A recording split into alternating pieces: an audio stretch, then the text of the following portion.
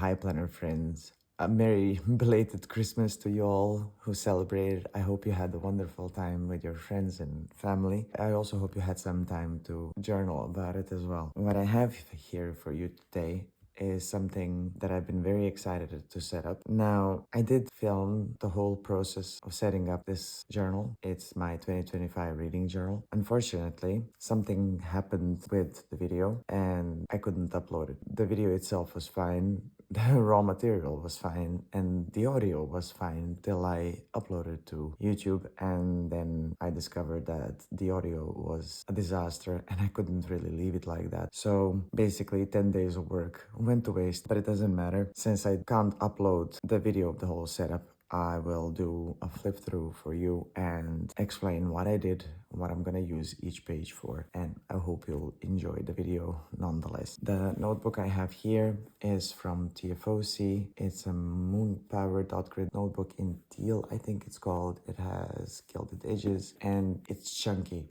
It's a big notebook. It has 256 pages. I'll leave the link in the description box below, though I think at the moment they don't have the 256 option, but 192 pages. But still, 192 pages is also quite a lot. I bought this one, well, obviously because the design is beautiful, but also I got 256 pages because I'm kind of hoping that it will fit the whole year. So let's just put this elastic there. Wait, okay, voila. That's the cover page of my 2025 reading journal. When I started setting it up, I had no clue what theme it was going to be. I knew that I wanted to use this newspaper style here, wrapping paper, and I didn't want to go too much with browns and beiges and to use like an academia theme, so I just started setting it up, and in the end, as you will see the spreads later, it's sort of a mix of a botanical theme with book stickers, fantasy stick, I don't know how to call it, but it's mostly botanical theme. The headers that you see here are actually stamps. I first colored in the sticker paper and then I stamped all the headers on that sticker paper and cut it out. That saved a lot of time. Instead of stamping directly in the journal, I sort of made these stickers that you will see throughout the setup. I made them over time, and then when I finally sat to set up this journal, they were ready. Most of these elements that you see here, I had in my stash forever. I will try to find the links and put them in the description box below if I can. If I cannot, sorry about that. This is the nameplate page, actually. It was the nameplate page. I decided to use it as the cover spread for my reading journal. And then this end page, which is usually stuck to this first grid page, I made a pocket out of it. I made a pocket and I stored in the grid spacing guide and the rating system cheat sheet because I usually flip to the beginning of the journal when I want to do the rating.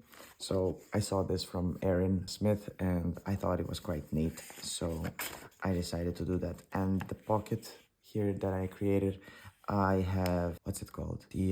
Oh, my brain stopped. I have a tool for this. It's not a die cut for Sizzix, it's paper punch. Yes, paper punch with this pattern, and that's how I created this. I know that usually people glue this page because it's stuck to the end page, but I didn't want to do that. I instead decided to use it for index. I don't need too much space for index, so I thought this page would be perfect for that. And also sorry for any noise that you hear in the background. Our dogs bark like crazy and the Discord is going off from time to time. I forgot to turn off the sound, so ignore that. Next up, we have the reading goals page and yearly stats. I have 5 goals for this year, and I decided to focus more on my physical books that I have on the shelves forever now, to focus more on started series, to read more genres that I love, because in 2024 I read a lot of books that are popular and not necessarily that good, so I really want to focus on the genres that I love and enjoy more that way. Not that I didn't enjoy the books that I read this year, but I don't want to read just for the sake of reading. Also, one of the focus points is not to read the books just to reach the number goal and not to read the books just because they're popular. So those are my 5 reading goals. As for the yearly stats page, in the 2024 journal, I would usually have the stats on a monthly basis. So every time I would set up a new month, I would have the stats page. And I thought to change that up a little bit and have like a yearly stats kind of thing going on here. And then here I have the column for the months, books, number of books read, pages, hours, genre, format, and average rating. I could have left this and did it on a monthly basis, but I thought, you know what, I want to fit the whole year in this. And I very often do a full spread when I do a book review. So I wanted to make sure that I really have enough space. So this is 12 pages basically saved. Now, these two go hand in hand together. So I have the book review questions on this side and then the rating system on this. I use the Copile system in 2024. I will be using it next year as well because I think it's quite a good rating system. It's rather scientific, so to speak. You rate certain elements of the book and then you add together the score, you divide it by 7 and then you get the rating. Now the rating here, it's like you have a certain range. For example, for 1 star it's from 1.1 to 2.2 and so on and so on. So here the 4 stars, for example, it's from 7.0 to 8.9, but for me that's too wide of a range. If a book has I don't know, a score of 7.6. According to this, it should be 4 stars, but I usually rate it as 3.5. So I'm a bit picky there. I will add a quarter of a star or half a star or 3/4 of a star, depending on how big the score is. Otherwise, let's say I would have too many books having a 4-star rating, even though they're not quite there. So that's how I basically use it. I tweaked it a little bit, though I could have written that here actually. I could have, you know, instead of just sticking to the original rating range, I could have added my tweaks here, but I didn't. It is what it is. By the way, the Copile rating system was created by Gion Bookroast. For those of you who are not familiar with the name, I will leave her YouTube video where she explains this rating in detail. And the book review questions, yeah, I thought to have a couple and that would help me rate my books better. Okay.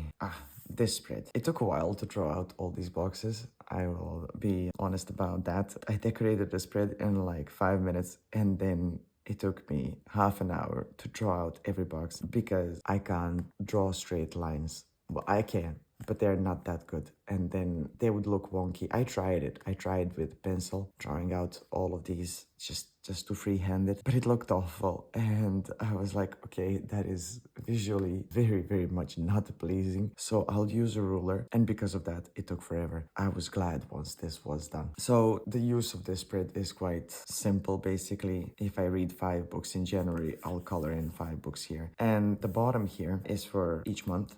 So I will have an accent color for each month. And then let's say a teal will be January, and then I'll color in all the books that I read in January in teal color. And then it will look nice. By the end of the year, it will be a rainbow of colors.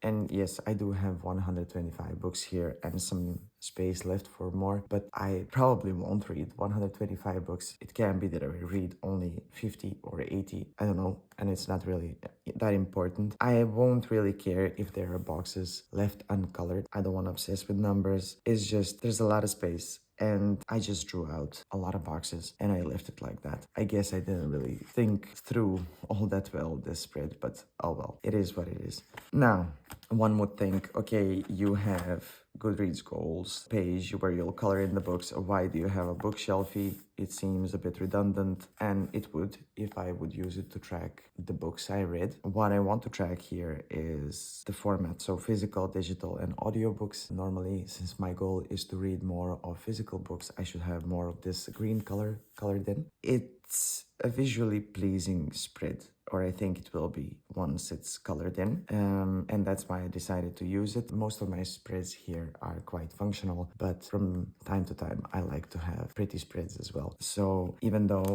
I have here the stats page where I also track the format, I just thought it would be visually nice to have a spread like this as well. So not all of the spreads in a journal have to be 100% functional.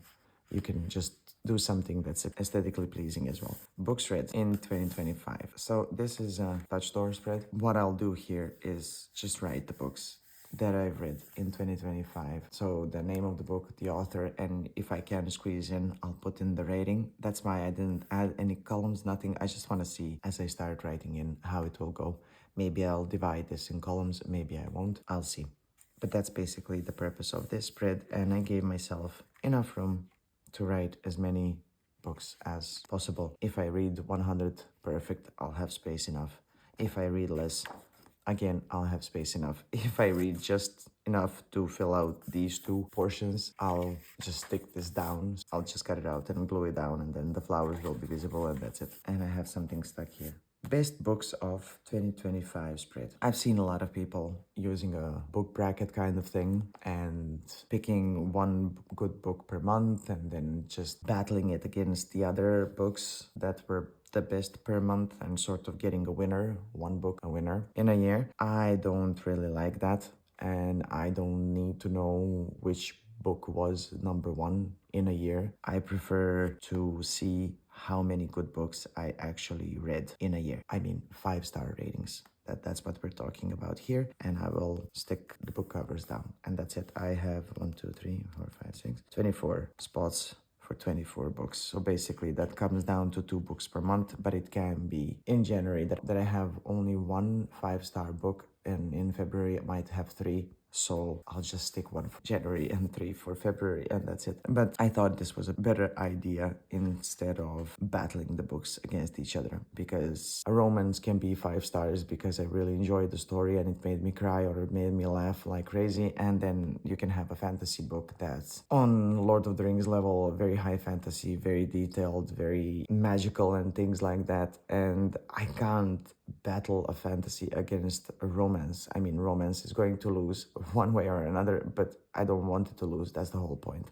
So I think this is better. Now, the series tracker. I left a lot of space here for that. I am definitely not going to read that many series that I can justify all this space, but I gave myself a lot of space for one reason, and I'll come back to that. So I really want to finish the series that I started, and I want to finish one series that I didn't start, as in I'll start it in 2025. I want to finally read The Outlander. I read The Outlander, the first book, 5, 6 years ago, maybe even 7. Time flies, I don't know anymore. I read the first book, and then I started reading the second book, and then life happened, and I stopped reading.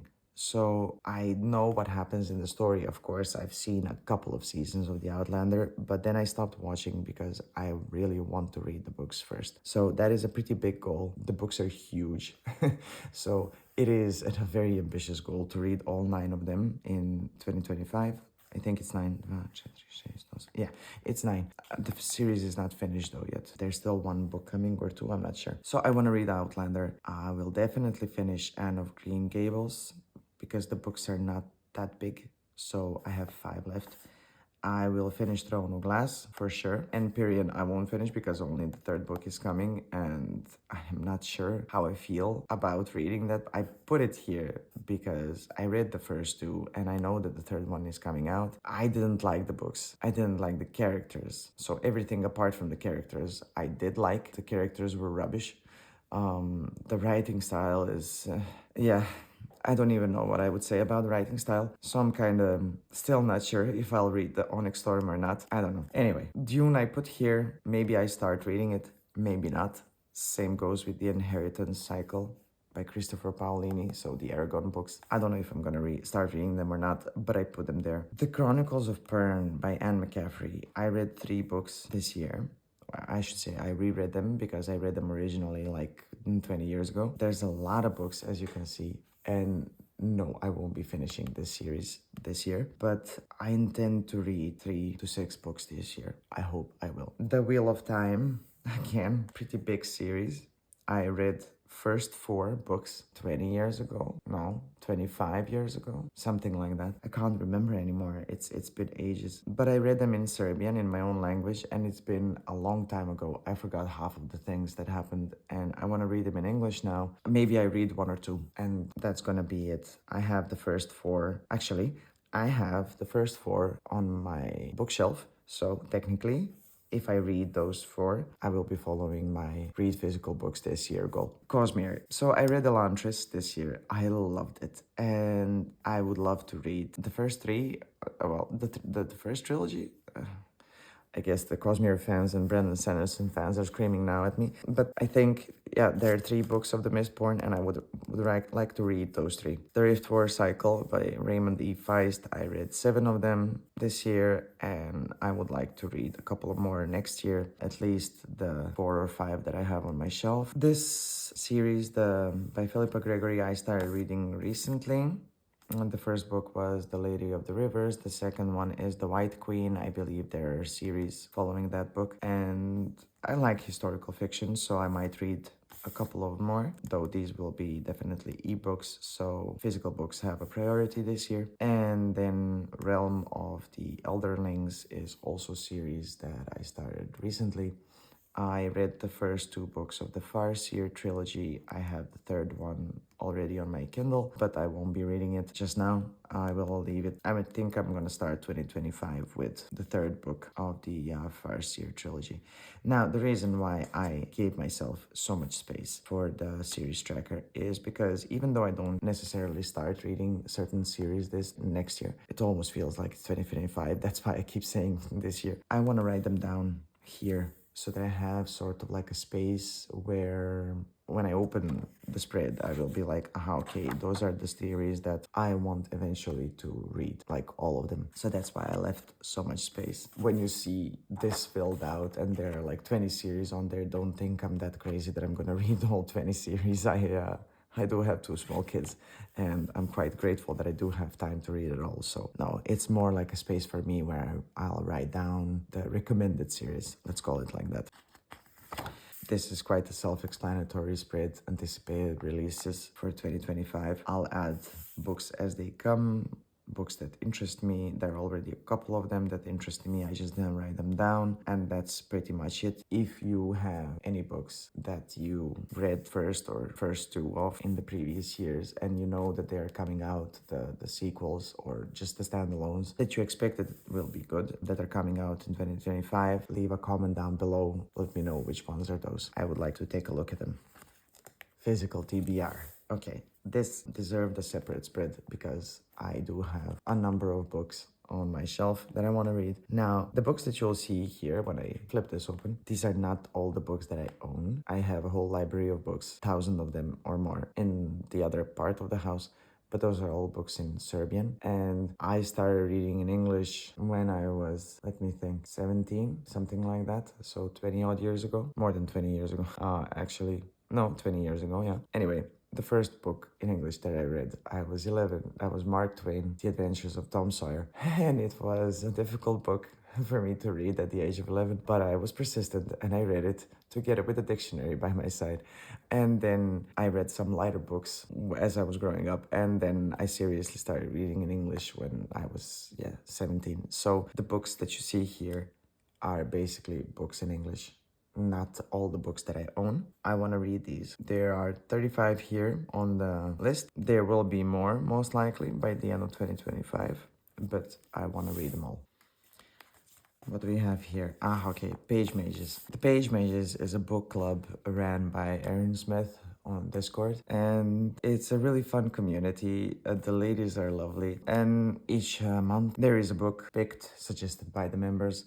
Aaron picks one book, and then we read it, and there is a scheduled chat about the book. And I participated only once because time difference is not really kind to me, so I couldn't participate more than once. And this year I just thought to dedicate a spread to all the books that get picked. I will put like a book cover here and then write something about it. I don't have plans for this spread yet. I just wanted to have a dedicated spot for the Page Mages and stick a book cover so that I know upfront which book we'll be reading next month, and that's it. So it's semi-functional, semi-aesthetically pleasing kind of spread.